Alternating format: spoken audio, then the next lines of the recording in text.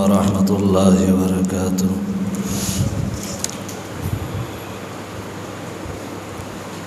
الحمد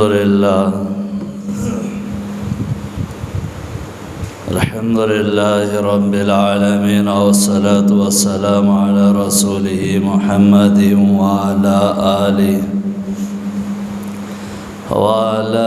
آله وبارك وسلم تسليما كثيرا.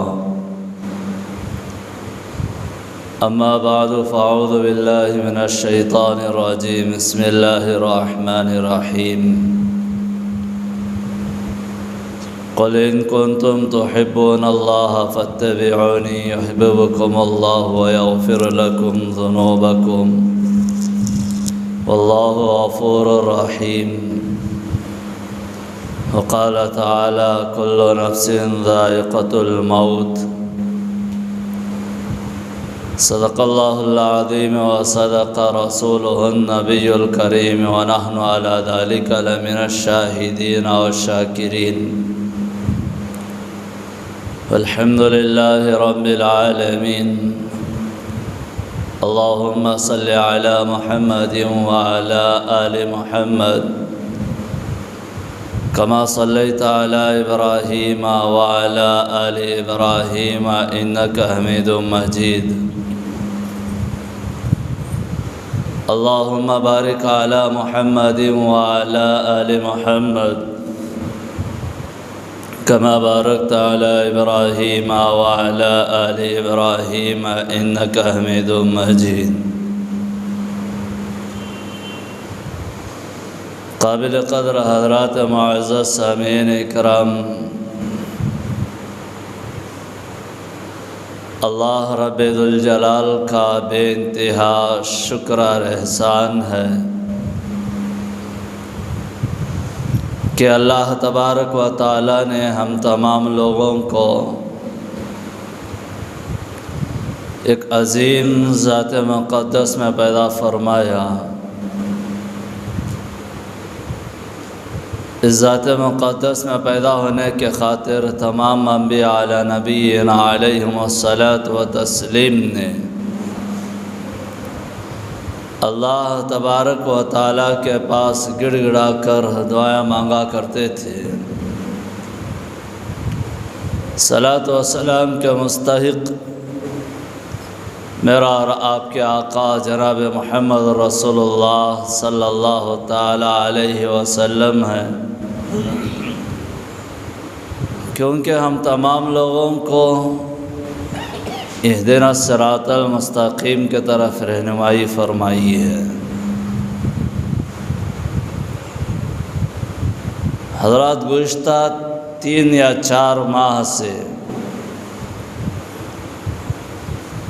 میرا اور آپ کے آقا جناب محمد رسول اللہ صلی اللہ تعالیٰ علیہ وسلم کی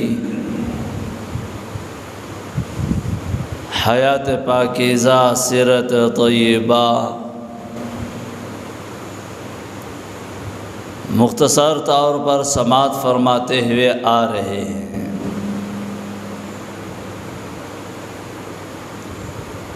آپ کی شان کو، آپ کی سیرت کو خود اللہ تعالیٰ بیان فرماتا ہے.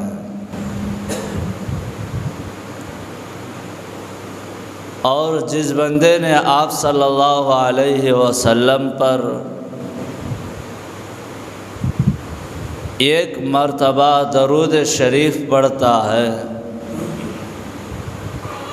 اللہ تعالیٰ 10 گناہ معاف فرماتے ہیں، 10 نیکیاں لکھتے ہیں، 10 درجات بلند ہوتی ہیں. ایک مرتبہ درود شریف پڑھنے سے اتنے بڑے فوائد، 10 گناہ معاف اور 10 نیکیاں اللہ تعالیٰ عطا فرماتا ہے، 10 درجے بلند فرماتا ہے. اور اتنا ہی نہیں، احادیث کے اندر آتا ہے جس بندے نے کثرت سے درود شریف پڑھتا ہے، اللہ تعالیٰ ایمان کی حالت میں اس کو موت عطا فرماتے ہیں. اور جس نے نبی پر درود نہ پڑھا وہ بڑا کم بخت ہے، بڑا بخیل ہے، کیونکہ خود اللہ تعالیٰ فرماتا ہے اے ایمان والو، میں اور میرے فرشتے میرے حبیب پر درود بھیجتے ہیں، آپ بھی درود بھیجیے۔ اب اندازہ لگائیے کہ جس کے مقام اور مرتبے کو خود اللہ تعالیٰ اتنا بڑا مقام عطا فرمایا، قرآن کہتا وَرَفَعْنَا لَكَ ذِكْرَكَ، سوچئے کہ وہ ہستی کی کیا شان ہوگی، کیا مقام ہوگا۔ میں نے ہر جمعہ کہتا ہوا آ رہا ہوں، اگر نبی اس دنیا میں نہ آتے تو اللہ تعالیٰ اس کائنات کو بھی پیدا نہ فرماتا۔ یہ سب کچھ نبی کے صدقے ہی اللہ تعالیٰ نے کائنات کو اور نظام کو پیدا فرمایا ہے۔ بہرحال جہاں نبی کی زندگی ہمارے لیے رحمت ہے، اسوہ حسنہ ہے، اور جہاں نبی کی پیدائش ہمارے لیے رحمت ہے، وہیں پر نبی کی وفات بھی ہمارے لیے رحمت ہے۔ آپ سوچ رہے ہوں گے پیدائش تو ہمارے لیے رحمت ہے، زندگی تو ہمارے لیے رحمت ہے، وفات کیسے رحمت ہو سکتی ہے؟ اللہ تعالیٰ کسی امت کے سامنے اپنے نبی کو اپنے پاس بلا لیا تو اللہ تعالیٰ اس امت پر رحم فرمایا ہے۔ اللہ تعالیٰ نے ہمارے درمیان میں ہم سے پہلے نبی کو اپنے پاس بلا لیا، یہ اللہ تعالیٰ کی بڑی رحمت ہے،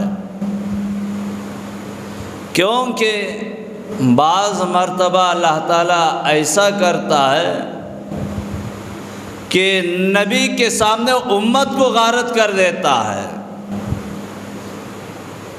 اللہ تعالیٰ نے ہم لوگوں کو ایسا نہیں فرمایا، ہم سے پہلے نبی کو لیا اور نبی کو آگے کیا کام کرنا ہے اور امت کو کس طرح جنت میں بھیجنا ہے اور وہاں کا انتظام کیا کرنا ہے، اللہ تعالیٰ نے ہمارے درمیان میں امت سے پہلے نبی کو اپنے پاس بلا لیا۔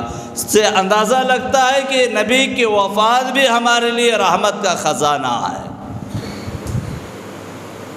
بہرحال ہجرت کے 10ویں سال آپ صلی اللہ علیہ وسلم نے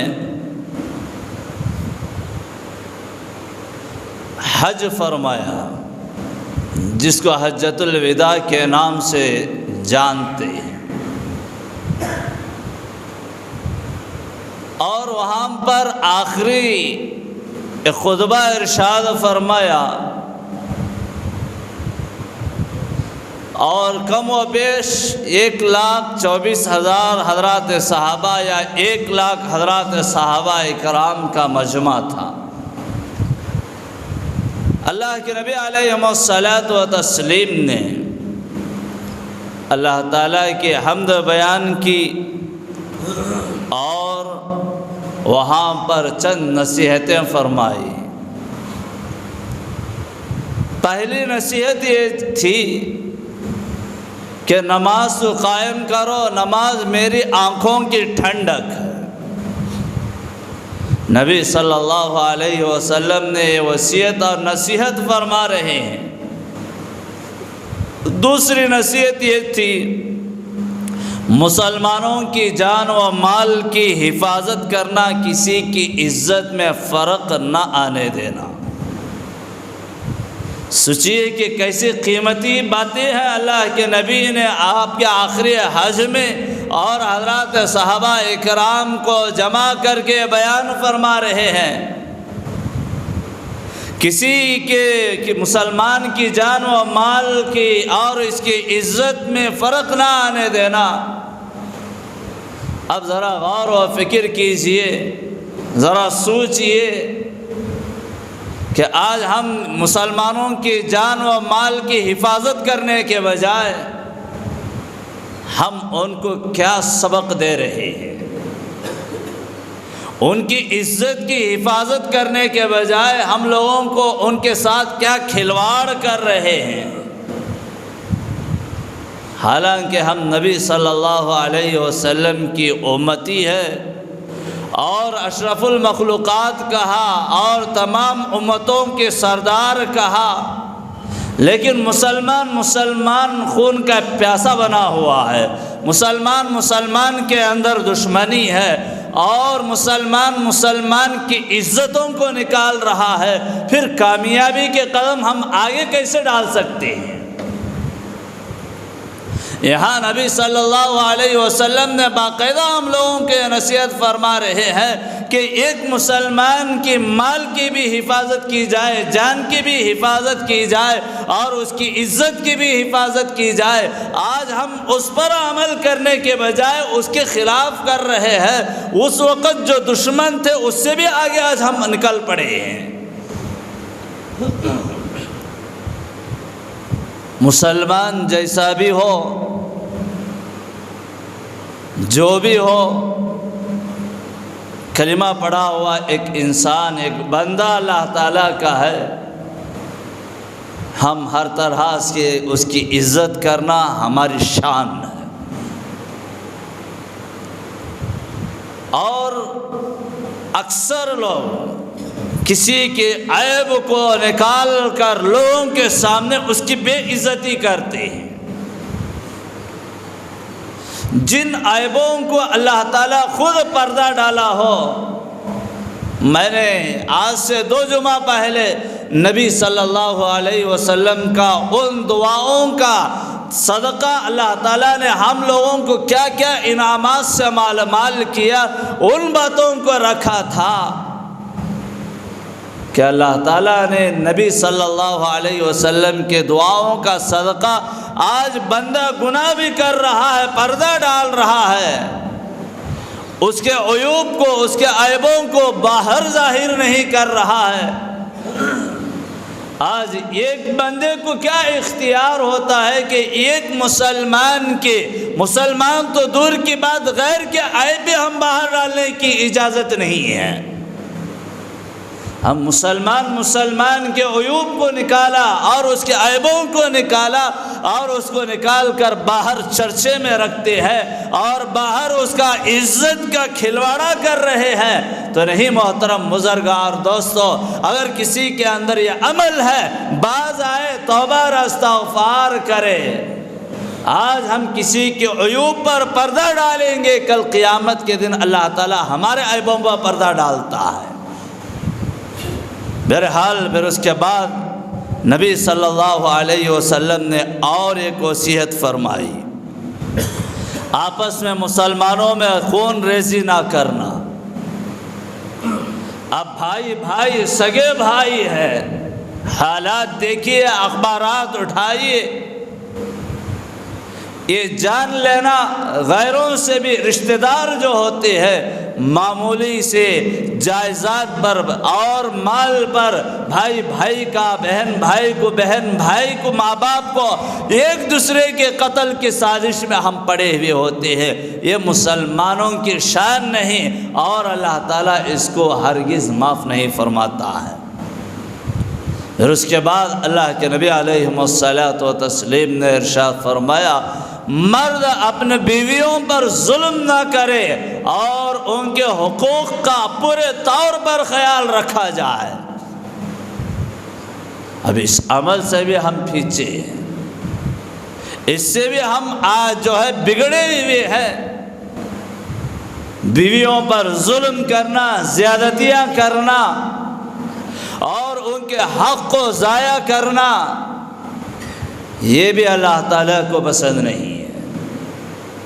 نبی صلی اللہ علیہ وسلم باقاعدہ یہ نصیحت فرما رہے ہیں، مرد اپنے عورتوں پر، اپنے بیویوں پر جو حقوق ہیں ان حقوق کا خیال رکھا جائے اور ان کے حقوق نہ مارو۔ اس کے بعد عورتوں کو بھی حکم دیا کہ اپنے شوہر کا حق کو ادا کرے۔ اس کے بعد اللہ کے نبی علیہ الصلاۃ والتسلیم نے ارشاد فرمایا عبادت اللہ کی رضامندی کے لیے کیا جائے.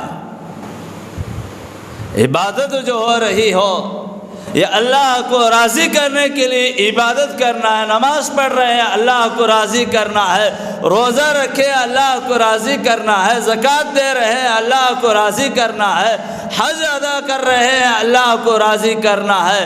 اور جو بھی ہم نیک عمل کر رہے ہیں انسان راضی نہیں بلکہ اللہ ہم سے راضی ہو جائے. اگر ہماری عبادتوں میں دکھلاوا آئے, لوگ کہیں گے یہ تو بڑا نمازی ہے, لوگ کہیں گے یہ تو بڑا متقی ہے, یہ تو بڑا جو ہے غازی ہے, یہ تو بڑا حاجی ہے, اگر اس نیت سے اگر ہم عبادات کر لیا جائے اللہ تعالیٰ کل قیامت کے دن اور پرانے کپڑے میں ان عملوں کو جو ہے بن کر اپنے منہ پر مار دیتا ہے. للہیت کے ساتھ, خلوص للہیت کے ساتھ عبادات کرے, عبادات میں کسی اور کو شامل نہ کرے, اللہ کو راضی کرنے کے غرض سے عبادت کرے. پھر اس کے بعد قرآن کے بتائے ہوئے راستے کے مطابق زندگی بسر کرے, قرآن کے حکموں کے مطابق زندگی بسر کرے. اب اس قرآن کے معاملے میں نہ تو ہم لوگوں کو پڑھنا آتا ہے نہ تو ہم لوگ اس سے محبت کرتے ہیں. قرآن تو اصل ہے, قرآن کے حکم کے مطابق ہم زندگی نہیں گزار رہے ہیں. بس قرآن تو ہم لوگوں کو اتنا بڑا درجہ ہم دے کر رکھے ہیں کہ اگر کوئی بلڈنگ کے افتتاح ہو تو اس وقت قرآن یاد آتا ہے, گھر میں موتا ہو تو اس وقت قرآن یاد آتا ہے. بقیہ وقتوں میں اس کو اچھی طرح جزدان میں لپیٹ کر ایک المار میں اٹھا کر کے رکھ دیتی ہیں. کبھی پڑھنے کی نوبت نہ آئی, گھر میں گانے چل رہے ہیں, ڈانس چل رہا ہے, زیادتیاں چل رہے ہیں, اب قرآن وہاں طاقوں پر ہے. اب سوچئے کہ جہاں ہم ناچ گانا سن رہے ہو تو قرآن ان طاقوں سے ہم لوگوں کو کیا بد دعا دے رہا ہوگا. گھر میں قرآن رکھے ہوئے ہیں, گانے سننے کی تو ہم لوگوں کو فرصت ہے, کبھی پڑھنے کی فرصت نہیں آئی. اب قرآن ہم لوگوں کو دعائیں دینے کے بجائے بد دعائیں نہ دیتا اور کیا دے گا. باز آئیے, قرآن کو اٹھاؤ, پڑھو اور اس کے بتائے ہوئے راستے کے مطابق زندگی بسر کرو, تب چل کر کے ہم کامیاب زندگی گزار سکتے ہیں. اگر طاقوں میں سجا کر رکھیں گے تو اس سے فائدہ نہیں بلکہ اس سے ہم لوگوں کو نقصان ہے. قرآن کی نحوست, قرآن کی بد دعا ہمارے سروں پر آتی ہے. بعض مرتبہ ہم لوگوں نے دیکھا کہ ایک گھر میں 10 افراد تو موجود ہوتے ہیں, پڑھنے والا ایک بھی نہیں رہتا ہے.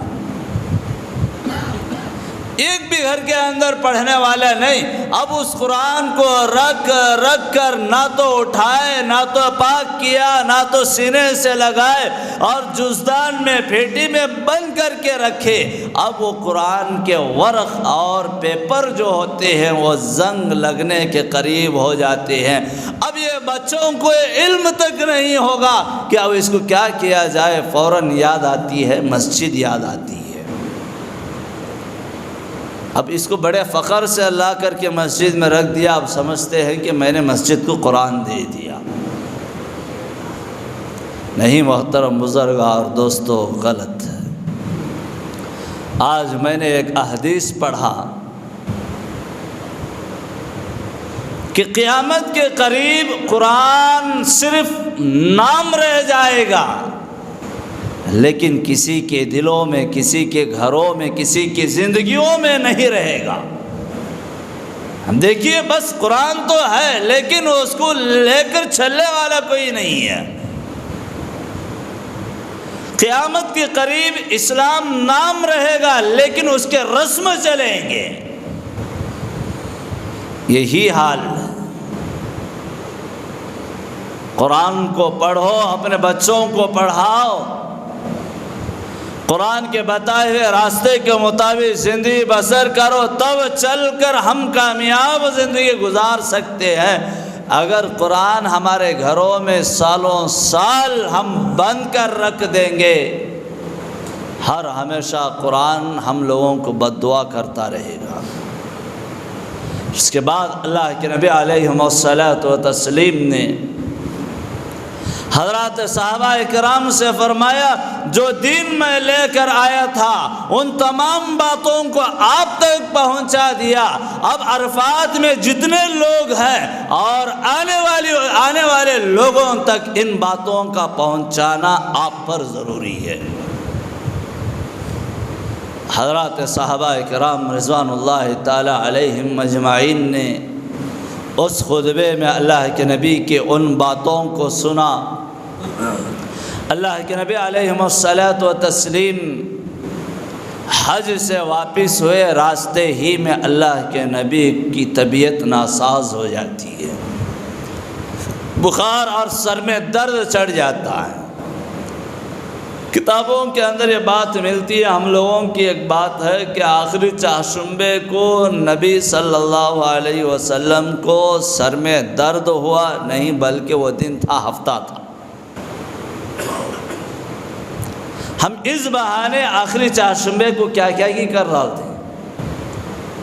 نبی کی طبیعت کو اور دنوں کو کوئی فرق ہی نہیں، کوئی وہاں پر لگاؤ نہیں ہے. بہرحال حج سے واپسی کے موقع پر نبی صلی اللہ علیہ وسلم بیمار ہوتے، مدینہ المنورہ پہنچے. حضرات صحابہ کرام رضوان اللہ تعالی علیہم اجمعین کا مجمع تھا. اللہ کے نبی نے ایک عجیب و غریب بات کہی. اللہ تعالیٰ نے ایک بندے کو اختیار دیا ہے، چاہے دنیا میں رہے چاہے اللہ تعالیٰ کے پاس آئے. حضرت ابوبکر صدیق رضی اللہ تعالیٰ عنہ آپ کے ہر حال سے جانتے تھے. حضرت ابوبکر رضی اللہ تعالیٰ عنہ کے آنکھوں میں سے آنسو آ گئے، رونے لگے. اس سے پہلے جو اذا جاء نصر اللہ والفتح جو صورت ہے، اس صورت نازل ہونے پر بھی حضرت ابوبکر نے رو دیا. صحابہ نے عرض کیا ابوبکر صورت تو نازل ہوئی، اسلام کے اندر فوج در فوج داخل ہو رہا ہے، ہم لوگ کامیاب زندگی، ہم لوگوں کو کامیابی مل رہی ہے، آپ رو اور ہنسنے کے بجائے، آپ کو خوشی ہونے کے بجائے آپ روتے کیوں ہو؟ تو حضرت ابوبکر صدیق رضی اللہ تعالی عنہ نے فرمایا فسبح بحمد ربک واستغفر. تم جانتے نہیں ہو اللہ تعالیٰ حکم دے رہا ہے، اس کا مطلب یہ ہے کہ اے میرے محبوب اسلام کے اندر کامیابی حاصل ہو گئی، آپ میری تسبیح بیان کرو، اس کا مطلب یہی ہے کہ آپ میرے پاس آ جاؤ. حضرت ابوبکر صدیق رضی اللہ تعالی عنہ رونے لگے. صحابہ کرام نے پوچھا ابوبکر رونے کی وجہ کیا ہے؟ اللہ کے نبی تو ایک بندے کے بارے میں فرما رہے ہیں. تو حضرت ابوبکر صدیق رضی اللہ تعالی عنہ نے فرمایا میرے دوستو، اللہ کے نبی نے جو فرما رہے ہیں ایک بندے کے بارے میں جو اختیار ہے وہ بندہ کوئی اور نہیں، وہ خود اللہ کے نبی ہیں. صحابہ کرام اور پریشان ہو گئے، رونے لگے. سیرت کے اندر لکھا ہے کہ صحابہ کرام وہ صحابہ ہیں جو نبی صلی اللہ علیہ وسلم سے ہر ہمیشہ محبت فرماتے تھے.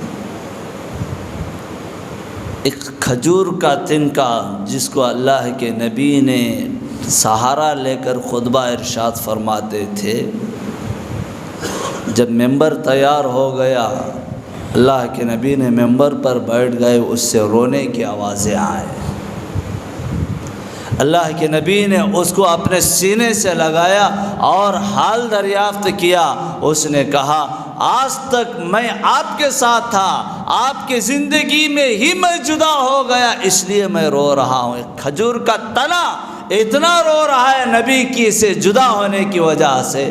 سوچیے کہ حضرات صحابہ اکرام انسان تھے اور اللہ کے نبی کی وفات کی خبر سن کر ان کا حال کیا ہو گیا ہوگا۔ ہر صحابی پریشان، بے ہوشی کے عالم میں طاری۔ حضرت بلال کی خبر ملی کہ اللہ کے نبی مرض الموت میں ہے اور اپنے پیشانی دیوار پر مارتے ہیں اور کہتے ہیں کاش میری ماں مجھے جنا نہ ہوتا تو کتنا اچھا ہوتا۔ وہ حضرت ابو ہریرہ جس نے 8 دن کی بھوک کو اور پیاس کو برداشت کر لیتے تھے اور مرض الوفات کی بات، مرض الموت کی بات جب سنتے ہیں نبی کی یہ حالت ہے تو بے ہوشی میں پڑے ہوئے ہیں۔ کسی نے پوچھا اے ابو ہریرہ آپ تو 8 دن بھوک کو برداشت کرتے اور 8 دن پیاس کو برداشت کر لیتے تھے، لیکن کیا معاملہ ہے کہ آج بے ہوش ہے؟ تو اس وقت حضرت ابو ہریرہ کہتے ہیں اس وقت جب مجھے بھوک لگتی نبی کی چہرے کو دیکھ لیتا تو میری بھوک ختم ہو جاتی، نبی کے چہرے کو دیکھ لیتا میری پیاس ختم ہو جاتی۔ اب وہ نبی کا چہرہ نہ رہے پھر اس کے بعد میرے اندر طاقت اور قوت کہاں سے آئے گی؟ ہر صحابی پریشان۔ 12 ربیع الاول پیر کے دن میں نے گزشتہ بیانات میں کہا پیدائش میں اختلاف ہے، کسی نے 9 کسی نے 10 کسی نے 11 اور 12 لکھا ہے، لیکن وفات میں کسی کا اختلاف نہیں ہے کہ اللہ کے نبی 12 ربیع الاول پیر کے دن ہی اس دنیا سے پردہ فرمائے۔ سوچئے کہ مدینہ المنورہ میں حدیث کے اندر آتا ہے ایک نیک آدمی انتقال ہوتا ہے، ایک نیک آدمی دنیا سے جاتا ہے جس سے زمین روتی ہے، وہ جہاں نماز پڑھتا ہے وہ مقام روتا ہے، اور جہاں وہ رہتا ہے وہ راستہ وہ مقام اس جگہ وہاں سے رونے وہ مقامات روتے ہیں۔ نبی تو سارے عالموں کے نبی وما ارسلناک الا رحمت للعالمین ہے، اور تمام عالموں کے جو ہے آپ رحمت بنا کر بھیجے گئے، اور تمام عالموں کے لیے نبی ہیں، تمام مخلوقات کے لیے نبی ہے۔ تو تمام مخلوقات میں تمام عالموں میں نبی کی وفات کے دن کیا حال ہوگا؟ آپ نے پھر لوگ صحابہ اکرام کو قریب بلاتے ہیں، پھر یہ نصیحت کرتے ہیں اے میرے جان نثار صحابہ قرۃ عینی فی الصلاۃ، اور نماز میری آنکھوں کی ٹھنڈک ہے، نماز پڑھو نماز کو قائم کرو۔ اور جب مرض نبی صلی اللہ علیہ وسلم کو بڑھ رہا تھا، نماز پڑھانے کی طاقت اور قوت بھی نہ رہی، امی جان حضرت عائشہ رضی اللہ تعالی عنہا سے فرمایا عائشہ آپ ابو بکر سے کہیے کہ نماز پڑھائے۔ حضرت عائشہ رضی اللہ تعالی عنہا نے فرمایا یا رسول اللہ اس عمل کو کسی اور کو دیا جائے، میرا باپ کا دل میرا ابا کا دل تو بڑا نرم ہے۔ اللہ کے نبی نے کہا اے عائشہ اللہ اور میری رضامندی اسی میں ہے کہ حضرت ابوبکر نماز پڑھائے۔ حضرت ابوبکر رضی اللہ تعالی عنہ نماز پڑھا رہے ہیں، نبی صلی اللہ علیہ وسلم 2 آدمیوں کے سہارے سے جو ہے آئے اور مسجد میں نماز میں شامل ہو گئے، اور جب دنیا سے جا رہے ہیں نبی صلی اللہ علیہ وسلم امت کو نماز میں چھوڑ کر کے جا رہے ہیں۔ کسی بازار میں کسی گھر میں کسی اور مقام پر جب دنیا میں آئے، پیدا ہوتے ہی نبی نے سجدہ کیا اور فرما دیا کہ میں لوگوں کو سجدہ کروانے کے لیے آیا ہوں، اور جب دنیا سے جا رہے ہیں لوگوں کو نماز میں سجدے میں رکھ کر اس دنیا سے جا رہے ہیں۔ 17 رکعتیں حضرت ابوبکر رضی اللہ تعالیٰ عنہ نے پڑھائی۔ اب یہاں گھر کے حالات، آخری لمحات میں امی جان حضرت عائشہ کے حجرے کے باری نہیں تھی، حضرت عائشہ کے یہاں باری نہیں تھی نبی صلی اللہ علیہ وسلم کی۔ تمام ازواج مطہرات سے اجازت لے کر امی جان حضرت عائشہ رضی اللہ تعالیٰ عنہ کے حجرے میں آتی ہیں، اور امی جان حضرت عائشہ کی گود میں سر رکھ کر اللہ کے نبی پڑے رہے ہیں۔ کبھی مرض بڑھ رہا ہے، بے ہوشی طاری ہو رہی ہے، حضرت فاطمہ آئی، حضرت عائشہ آئے، حضرت ازواج مطہرات وہاں پر ہے، اور پورے حضرات صحابہ اکرام حجرے کے آس پاس پورے مدینہ المنورہ میں دیوانوں کی طرح رو رہے ہیں، بے ہوشی کے عالم ہے۔ کون سا وقت کیا سننے کو خبر مل رہی ہے؟ حضرت فاطمہ آئی، اللہ کے نبی نے بیٹی کو سینے سے لگایا، حضرت فاطمہ نے رو دیا۔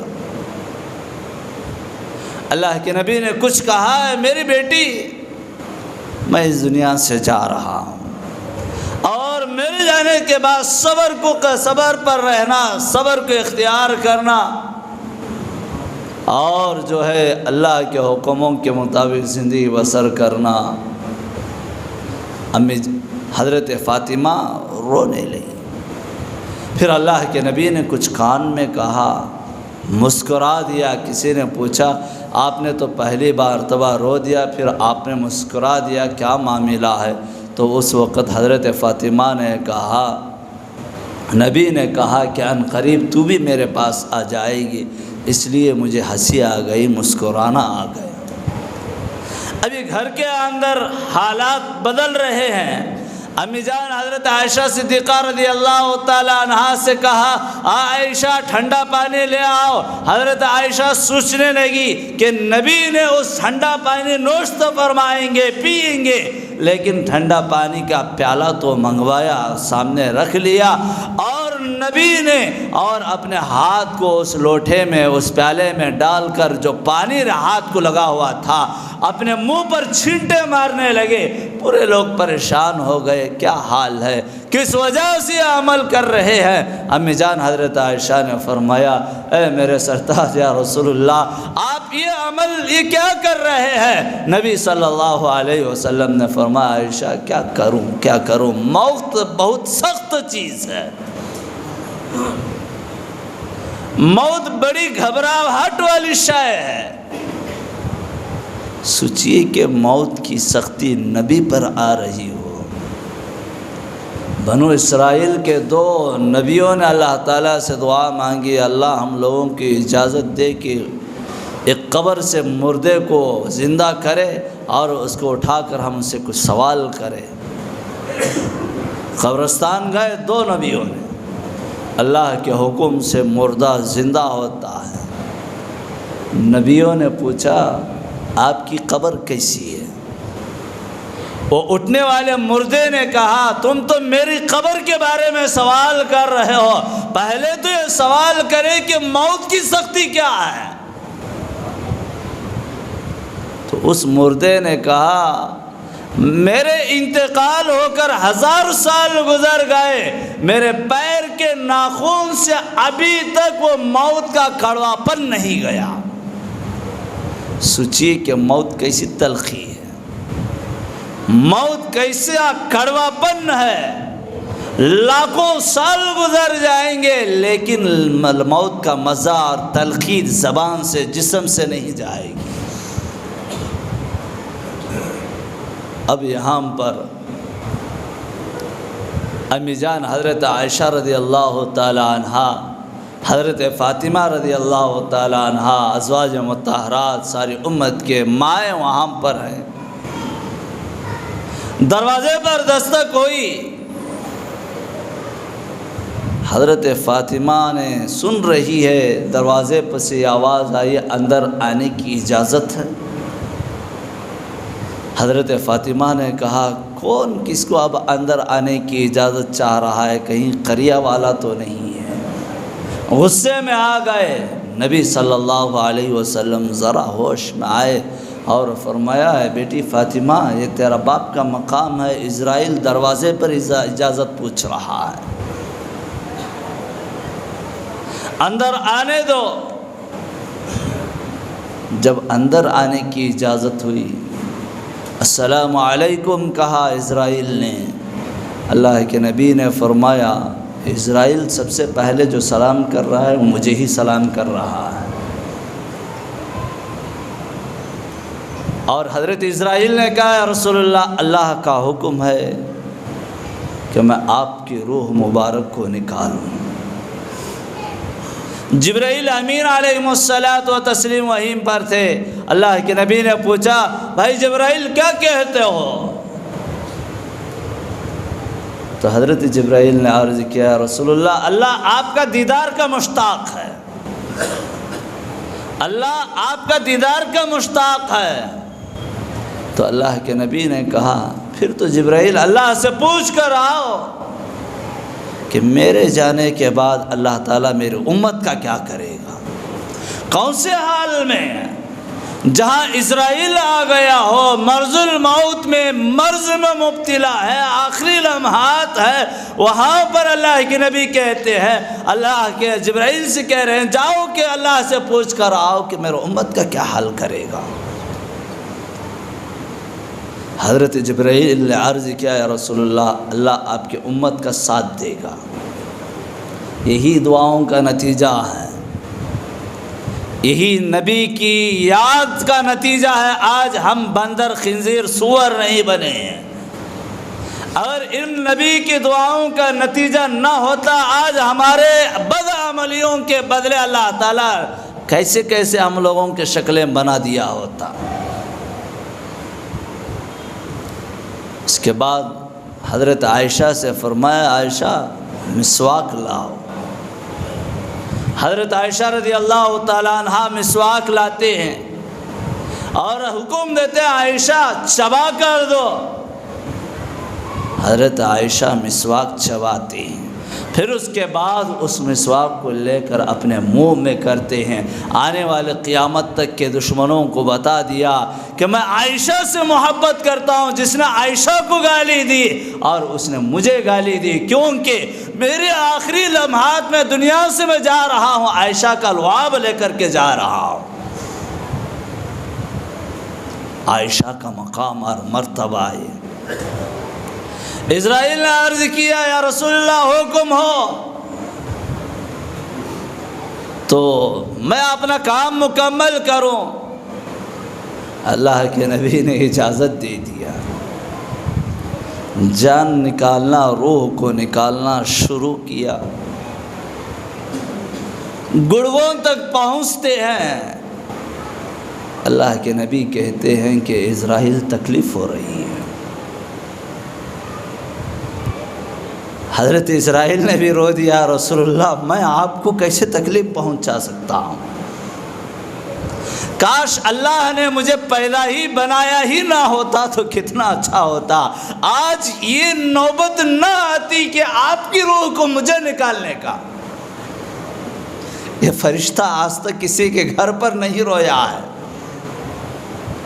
کسی کے سہاگ کو اجاڑتے ہوئے یہ فرشتے نے کبھی نہیں رویا ہے۔ نبی کی جان کو نکالتے ہوئے حضرت اسرائیل نے بھی رو دیا، یا رسول اللہ میں کیا کر سکتا ہوں؟ اللہ کے نبی نے ایک بڑا عجیب و غریب جملہ کہا، اسرائیل کیا ہر ایک کو یہ تکلیف ہوتی ہے جان کو نکالتے وقت؟ حضرت اسرائیل نے کہا یا رسول اللہ ہاں ہر ایک کو یہی تکلیف اور اس سے بھی زائد تکلیف ہوتی ہے۔ نبی پر قربان جائے، نبی نے ہم لوگوں سے کیا محبت فرمائی ہے۔ پھر تو اللہ کے نبی نے کہا اے میرے بھائی اسرائیل، ساری امت کا درد آج یہ محمد کی چھاتی پر ختم کر لے۔ یہ تھا نبی صلی اللہ علیہ وسلم کی محبت امت سے۔ اس سے کہ آگے کے جملے میرے اندر وہ بس نہیں، وہ طاقت نہیں کہ میں بیان کر سکوں۔ بہرحال موت ہر ایک کو برحق ہے۔ کل نفس ذائقۃ الموت، ہر جاندار کو موت کا مزہ چکھنا پڑتا ہے۔ یہاں نبیوں کو اللہ تعالیٰ نہیں چھوڑا ہے، نبیوں کی جان نکل رہی ہے، تو آج ہماری بھی ایک وقت آئے گا، ہماری بھی جان نکلنے والی ہے۔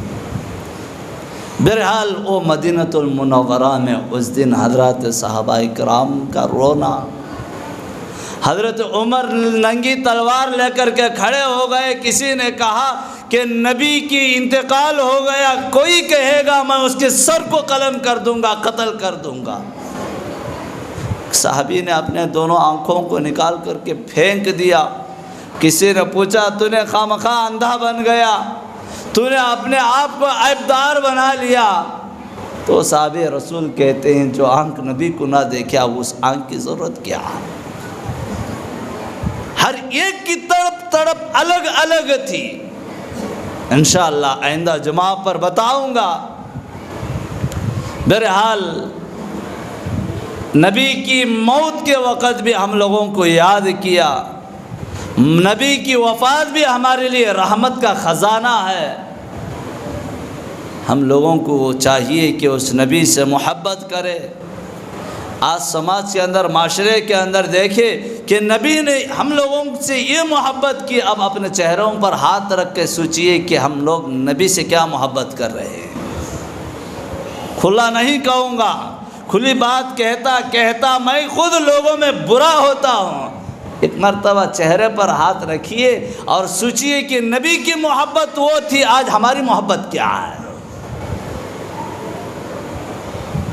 باز آئیے، نبی کی سے محبت کیجیے، نبی کے طریقے پر عمل کیجیے۔ اب رہا مسئلہ ہر ایک کو جان کا نکلنا، موت آنا برحق ہے۔ موت سے آج ہم لوگوں کو الرجی ہے۔ روزانہ 100 مرتبہ موت کو یاد کرنے کا حکم حدیث کے اندر ملتا ہے۔ روزانہ موت کو کثرت سے یاد کرنا ہے۔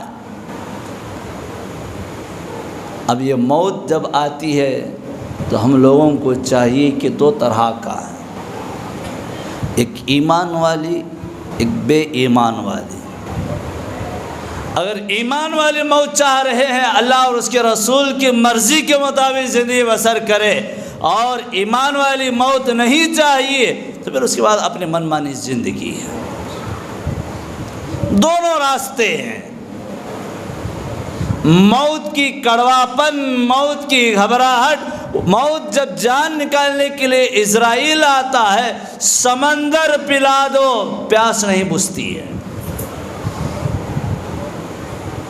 اور اس وقت اگر شیطان جو ہوتا، اگر وہ اس نے اپنے منمانی زندگی گزارا ہو، شیطان وہاں آ کر کے کہتا ہے لے پانی کا پیالہ لے لے اور مجھے خدا کہہ لے، تجھے پانی کا پیالہ ملے گا۔ اس وقت بد ایمان تھا، اس لیے شیطان کے جال میں پھنس جاتا، اس وقت بھی وہ جو ہے شیطان کے جال میں پھنس جاتا ہے۔ موت جب آتی ہے، موت کا فرشتہ جب آتا ہے، پہچان ختم ہو جاتی ہے۔ نبی نے آخری لمحات میں امت کو پہچان رہے ہیں، اور جب وہ نبی کا مقام تھا، اگر ہمارے پاس ملک الموت کا فرشتہ آئے گا تو موت ہماری پہچان جو ہوتی ہے ختم ہو جاتی ہے۔ آپ لوگوں نے دیکھا ہوگا جس کو سکرات کی حالت میں پڑے ہوئے ہوتے ہیں، اس کی بیٹی کو، بیٹے کو، پوتے کو، نواسی کو، سب کو لے جاتے ہیں۔ اس کو پہچانا کیا، اس کو پہچانا کیا، وہ خود آنکھ کھلے کے کھلے رہ جاتا ہے، پہچاننے کی صلاحیت نہیں رہتی ہے۔ موت وہ ہے۔ موت کو یاد رکھو۔ آج ہم لوگ ایسا سمجھ رہے ہیں کہ دنیا میں گاڑ لے کر بیٹھ جائیں گے اور دنیا ہی ہماری اصل ہے۔ دنیا ہماری اصل نہیں، آخرت ہماری اصل ہے۔ دنیا میں رہتے ہوئے آخرت کی تیاری کرو۔ موت کو کثرت سے یاد رکھو، انشاءاللہ کامیاب زندگی گزار سکتے ہیں۔ اگر بھول جائیں گے پھر اس کے بعد ہمارا حال برا حال ہو جائے گا۔ وقت نہیں ہے۔ آج کے جمعہ پر جتنے باتیں آئے، سب سے پہلے نماز کی بات آئی، نماز قائم کرو، اور دوسری بات جو آئی کہ مسلمانوں کی جان کے، مال کی، عزت کی حفاظت کرنا ایک دوسرے پر ضروری ہے اور فرض ہے، اور غیر بھی ہے، وہ انسانیت اور بشارہ انسانیت کا تقاضا ہے کہ ہم غیر کی بھی عزت کی حفاظت کرنا ہے۔ اس لیے چاہیے کہ ہم ایک دوسرے کی عزت کا خیال رکھیں، جان و مال کی ان کی حفاظت کریں، اور عیوب کو، عیبوں کو باہر نہ ڈالیں۔ انشاءاللہ تعالی آئندہ جمعہ پر جو باتیں ہیں ان باتوں کو آپ حضرات کے خدمات میں لاؤں گا۔ بس دعا فرما اللہ تعالی کہنے اور سننے سے زیادہ عمل کرنے کی توفیق عطا فرما۔